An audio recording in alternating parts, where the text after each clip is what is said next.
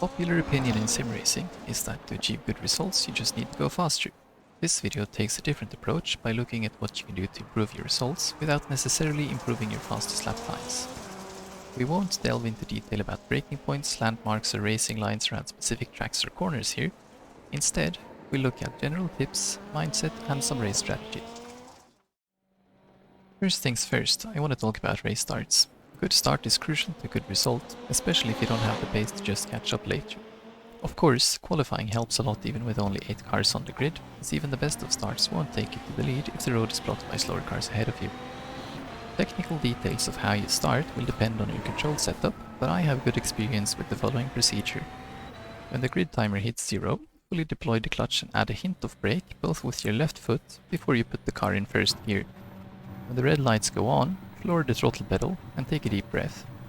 Hold your breath until the lights go out and release the brake and clutch, which means basically just lift the left foot. This method usually gets me one of the best runs off the line, and then we can take the rest from there. Turn 1 is always a tricky one, as your odds of winning the race versus losing the race there are about 1 to 100. In general, you just want to survive, and doing so requires situational awareness plus a bit of luck, since crew chief doesn't start the shift before you exit the corner. You need to start planning for turn 1 before the lights go out, so you can't really observe all the other cars around you, which means that part of your decision making will have to be based on predictions. I always think, what would I do if I was them? Would I send it down the inside? Would I hold the outside? Would I close the gap? And then you try to leave some safety margin on the answer, basically guessing how the cars in your blind zone are probably positioned.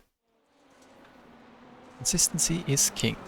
Once people find the track positions, we need to shift our focus over to race pace. I said this video wasn't about improving fastest lap times, but it might be that it is about improving slowest lap times. Every time you make a major mistake, like a crash, spin, or just going very wide or very sideways, you do not only lose precious time, you also open yourself up and give the cars behind you a free pass.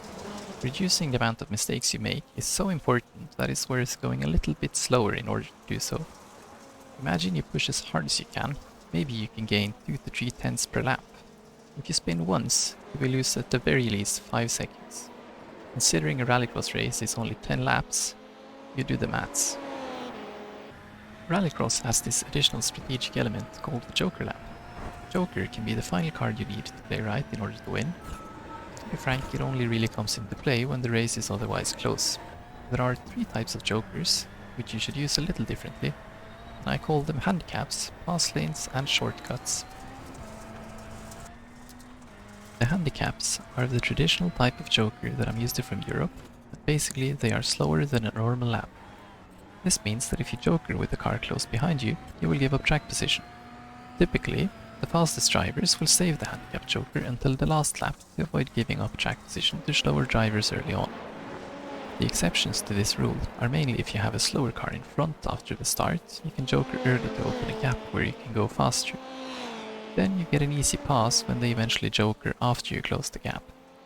Or, if you have a faster car behind you and they attempt the early joker trick I just mentioned, you might be able to keep them behind if you counter their strategy by jokering on the following lap before they have time to put faster laps in.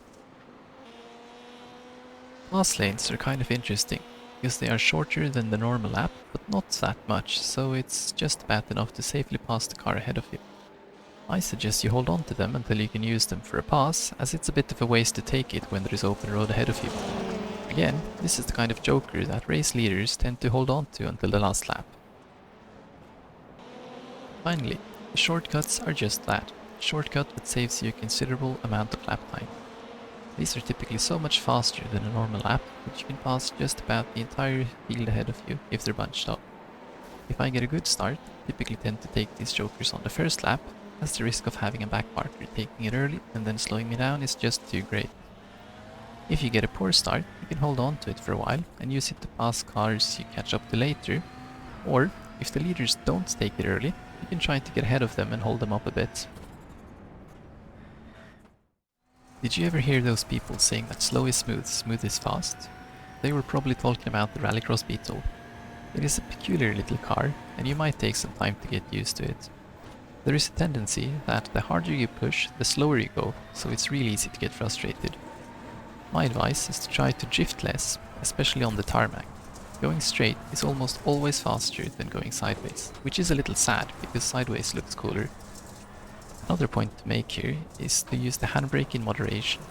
There are certain corners where you need a bit of handbrake to turn the car around, but not on any of the tracks we drive in the Rookie series. You can get around every single corner on the Rookie Rallycross calendar with the help of your steering wheel and a little bit of weight transfer.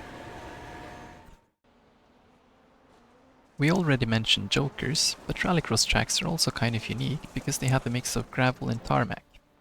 For us, this means that we need to switch between two different driving styles on two wildly different grip levels several times per lap. In addition to this, the gravel slicks up on the racing line as time goes on, which makes it even slippier, and we also need to adjust to this during the course of the race. Finally, Rallycross tracks feature both jumps and really violent sausage curbs. Whatever you do, don't brake hard just before you hit one of those. That's it for today, folks. I hope there was something useful in here, and I'll see you out on track.